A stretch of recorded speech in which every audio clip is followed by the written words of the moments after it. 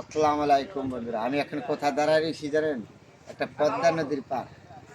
এই দেখেন পদ্মা নদীতে বাড়ি যে তারা বাইন্ধে রয়েছে, কত সুন্দর একটা জায়গা। বর্ষাকাল আসলে আমাদের দেশে বর্ষাকাল হলে সর্বত থেকে প্রিয়। তাহলে আজকে আমি পদ্মা নদীর পার দাঁড়িয়ে আপনাদের সাথে শেয়ার করলাম। জায়গাটা হলো মাওয়া শিমুলিয়া ফেরিঘাট। এই দেখেন এই যে এগুলি হলো মাছ শিকার করে মাঝি ভাই। এই যে মাছ শিকারের নৌকা বান্ধে দিয়ে দিচ্ছে আর করে এখানে আসলে কত সুন্দর একটা পরিবেশ। নদীর পার আজকে মনটা ভরে গেল। আপনাদের সাথে শেয়ার করলাম আজকে এখানে বাড়ি ঘর দেখতে। তো আমার কাছে এত সুন্দর লাগে। আসলে নদী বন্দর রইলে আমাদের মাতৃক একটা ভাষা আছে না, নদীমাতৃক বাংলাদেশ আমরা।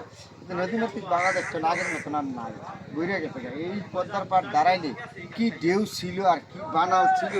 এই ড্যামে বর্ষা সেজন্য মানুষ অস্থির হয়ে যেত। তাহলে এখন আর আগের মতো পদ্মার মধ্যে ঢেউ নাই।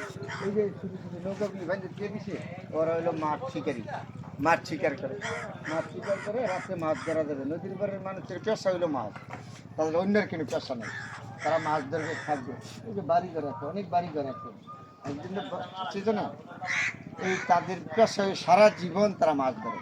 তো জায়গাটা এত সুন্দর একটা মনোরম পরিবেশ। এই পরিবেশের জায়গাটা আপনাদের সাথে শেয়ার করলাম। আমি দাঁড়াই আজকে পদ্মা নদীর পাড়ে, দেখার মতন জায়গা।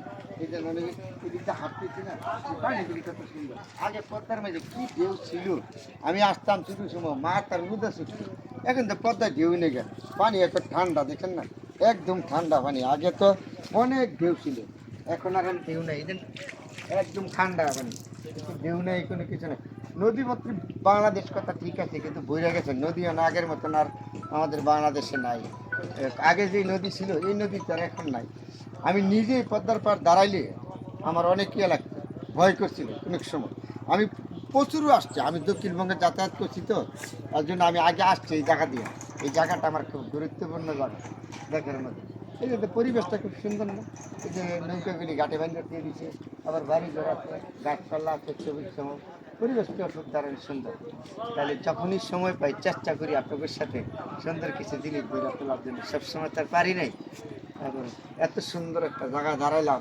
এই দিক দিয়ে আবার এই যে বাড়ি ঘর আছে, ছবির সময় এই যে ঘর বাড়ি আছে, ঘর বাড়ি আছে, প্রচুর সুন্দর একটা জায়গা।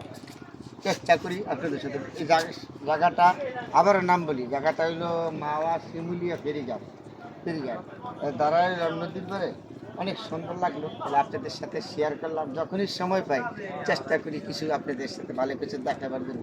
এই দিকের পরিবেশটা দেখছেন কোথাও, নদীর মধ্যে ছোটো ছোটো নৌকাগুলি, ওরা হলো মাছ শিকারি, মাছ শিকার করে। এই যে আরো প্রচুর মানুষ ঘুরতেছে এই দিকে, এই দিক দিয়ে ঘুরে। এই যে মানুষগুলি দেন না, না আগের মতন মানুষও নেই। আবার বাড়ি ঘর আছে, পরিবেশটাও খুব সুন্দর, দেখার মতন মনোরম একটা পরিবেশ। বর্ষা সিজন অনেক এমনি ভালো লাগে। তাহলে বর্ষা আমাদের, বর্ষা সিজনে বর্ষা থাকতে, বর্ষা না থাকলে মন ভালো লাগে। তারপরে আজকে এই নদীর পাড়ে দাঁড়ায় আপনাদের সাথে শেয়ার করলাম, একটা সুন্দর একটা জায়গা।